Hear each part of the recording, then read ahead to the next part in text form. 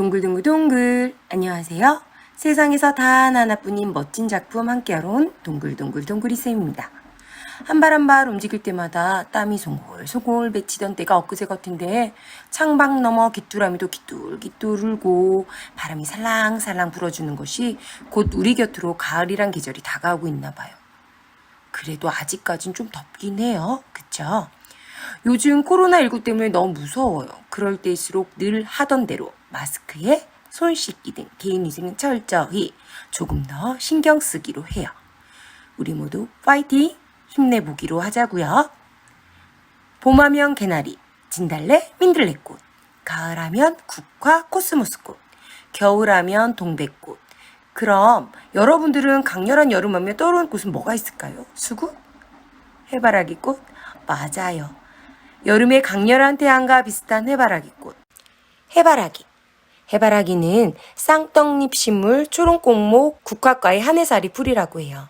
아무 데서나 잘 자라지만 특히 양지 바른 곳에서 잘 자란대요. 중아메리카가 원산이며 해바라기란 중국 이름인 향일규를 번역한 것으로 해를 따라 도는 것으로 인한 데서 붙여진 것이라고 해요. 콜럼버스가 아메리카 대륙을 발견한 다음 유럽에 알려졌으며 꽃이 너무 화려하고 커서 태양의 꽃 또는 황금의 꽃이라고 불렀다고 하네요. 우리나라는 개화기 때 들어왔고요. 번식력이 강해서 어디에서든 잘 자라고 있죠. 무궁화꽃이 우리나라의 국화이듯이 해바라기를 국화로 하는 나라는 페루래요. 해바라기의 꽃말은 당신을 사랑합니다. 일편단심, 숭배, 기다림 등으로 꽃말이 다양하죠. 해바라기는 높이 2m 내외로 자라고 억센 털이 있고 잎이 어긋나고 잎자루가 길며 심장형 달걀 모양이고 가장자리에 톱니가 있대요. 세계 최고 기록으로는 12m라고 하는데 이 정도면 아파트 5층 높이라고 하네요. 정말 어마어마하죠? 해바라기의 또 다른 이름은 향유라, 산자연, 초이라라고 불리는데 꽃은 8월에서 9월에 피고 원줄기가 가지 끝에 한 개씩 달려서 옆으로 처진대요. 꽃의 지름은 8에서 60cm이고 열매는 10월에 익어간대요. 줄기나 씨앗, 뿌리 등을 식용, 약재, 사료용 등으로도 이용한다죠. 특히 한방에서는 줄기 속을 약재로 이용하는데 이는 인유, 진해, 지혈에 사용한다고 하네요. 해바라기 꽃차도 있고 해바라기 씨유도 있고 해바라기 초콜릿도 있고 정말 하나 버릴 것 없이 기특한 해바라기 생각보다 훌륭한 꽃이네요. 해바라기 하면 떠오르는 대표적인 작가 누구? 네, 맞아요. 빈센트 반 고흐. 빈센트 반 고흐가 1888년 프랑스 파리에서 남부 아를로 거처를 옮겼대요. 그 이유는 태양을 사랑했던 고흐였기 때문에 태양을 닮은 해바라기를 무척 좋아했고 또 작품 중에 해바라기를 많이 그렸어요. 해바라기를 찾아간 거였나 봐요. 이 그림은 친구인 고갱을 맞을 준비를 하면서 커다란 해바라기 그림으로 자신의 작업실을 장식하기 위해 그렸다고 해요. 고흐는 아름다운 곳에서 친구 고갱과 함께 살면서 그림을 그릴 수 있다는 생각에 희망에 가득 차 있었대요. 이 시기가 고흐의 생애 중 가장 행복했던 때였고요. 반 고흐는 동생 태호에게 보내는 편지에서도 노란색 꽃병에 꽂힌 12송이의 해바라기에 대해 언급하면서 이것은 환한 바탕으로 가장 멋진 그림이 될 것이라 기대한다 라고 쓰기도 했대요. 해바라기라는 작품은 색채, 특히 노란색에 대한 열망으로 가득 찬 작품이에요. 반 고흐에게 노랑은 무엇보다도 희망을 의미하며 당시 그가 느꼈던 기쁨과 설렘을 반영하는 색이에요. 더불어 대담하고 힘이 넘치는 붓질은 그의 내면의 뜨거운 열정을 드러내 보이기도 하죠. 후기 인상주의의 대표적인 화가 반 고흐. 꽃의 섬세함을 포착하면서도 자신이 본 것을 그대로 재현하기보다는 빛과 색채를 통한 감각과 감정을 표현하고자 했죠. 고흐는 물감을 두껍게 칠해 진짜 꽃처럼 튀어나올 때 표현했어요. 해바라기뿐만 아니라 뒤로 보이는 벽도 노란색으로 칠했고 탁자와 화병도 한 가지 색으로 단순하게 색칠해서 해바라꽃이 더욱 눈에 띌 수 있도록 했대요. 반고우의 해바라기라는 작품은 이글거리는 태양처럼 뜨겁고 격정적인 자신의 감정을 대변하는 영혼의 꽃으로 그의 짧고 비극적인 삶과 예술을 거울처럼 반영했다는 평을 받고 있어요. 이번 시간에는 황금빛 물결 해바라기가 있는 풍경을 한번 해보려고요. 노란색 또는 황금색은 금전운뿐만 아니라 긍정적인 활력을 주며 좋은 기운을 불러다 준다. 이런 얘기 들어본 적 있죠?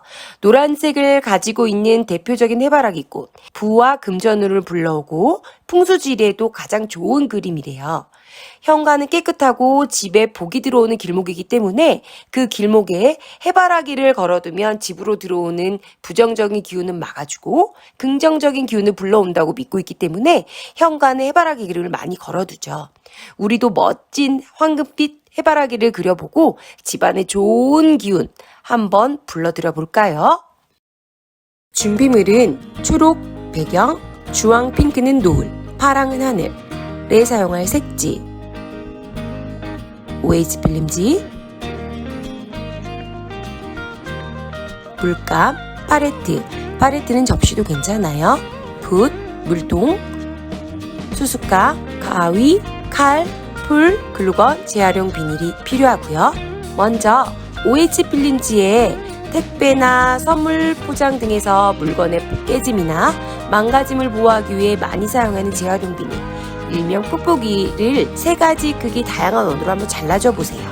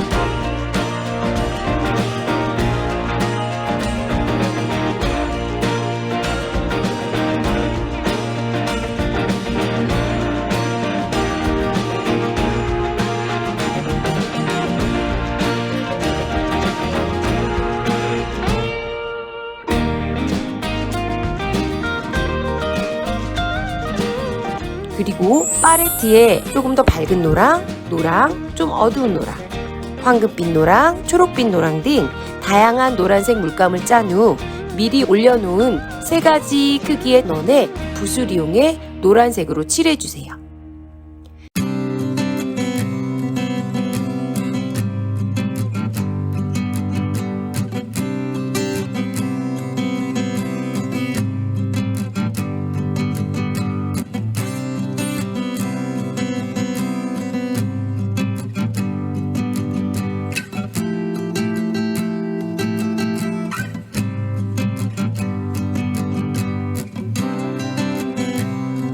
다음 칠해준 동그라미 비닐을 OH 필름지 윗부분에 다양한 각도로 붙여주세요. 겹치지 않게요.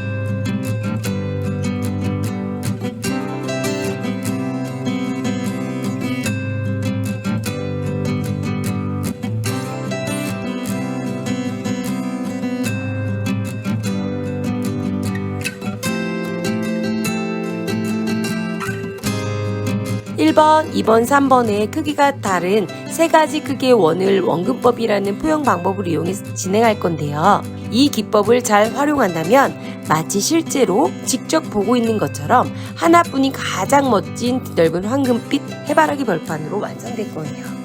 그럼 원근법은 사람의 눈에 보이는 3차원 공간의 물체나 공간을 2차원의 평면 위에 거리감과 깊이감을 주어 입체적으로 실제 화가가 본 것 그대로 사물과의 거리를 반영하여 그리는 방법으로 원근법은 주로 풍경화나 넓은 공간을 표현할 때 사용해요. 즉, 일정한 시점에서 본 물체와 공간은 실제 눈으로 보는 것과 같이 멀고 가까움을 느낄 수 있도록 평면 위에 마치 입체적으로 보이게 착각하게 그리는 방법이에요. 그러나 현대에는 작품의 목적, 의도, 작가의 개성에 따라 원근법이 무시되는 경우도 많이 있어요. 빛과 함께 시시각각 움직이는 세계 변화에 중점을 둔 인상주의 이후에 정밀한 원근법이 사라지기 시작했고, 특히 세잔, 고갱 등이 의도적으로 잘 나타내기 위해 일부러 원근법을 사용하지 않았다고 해요. 그러다 사물을 여러 시점에서 보고 입체적으로 그리는 입체파가 등장하면서 원근법은 완전히 사라졌죠. 하지만 근래엔 다시 전혀 다른 방향에서 원근법을 나타내는 방향이 다양하게 나타나고 있대요. 우리가 고등길을 바라보면 길이 멀어질수록 길 양끝이 하나의 점, 즉 소실점으로 모이는 것을 알 수 있는데요. 이 소실점을 그림에 응용하여서 멀고 가까움과 깊이를 주는 화법을 선원근법 또는 투시원근법이라고 하는데요. 원근법은 소실점의 개수에 따라서 1.2시, 2.2시, 3.2시로 나뉘는데 우리는 주로 풍경화에서 1.2시를 많이 사용해요. 다음 OH 필름지에 물감이 마를 동안 준비된 색지를 이용해 배경을 만들어 줄게요. 초록 색지를 전체 화면의 배경으로 사용하여 그 위에 오리거나 찢어서 하늘, 파랑으로 하늘을 표현하고 핑크, 주황으로 노을을 꾸며주며 나만의 멋진 하늘을 한번 완성시켜 보세요.